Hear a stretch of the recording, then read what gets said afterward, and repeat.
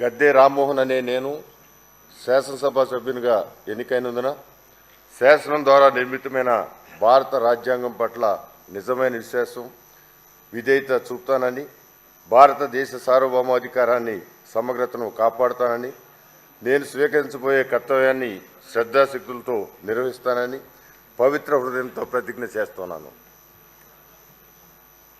ఆంధ్రప్రదేశ్ శాసనసభ సభ్యుడినైన గద్దె రామ్మోహన్ అనే నేను సభా నియమాలకు కట్టుబడి ఉంటానని, వాటిని అనుసరిస్తానని, సభా మర్యాదలను పాటిస్తానని, సాంప్రదాయాలను గౌరవిస్తానని పవిత్రమైన హృదయంతో ప్రతిజ్ఞ చేస్తున్నాను.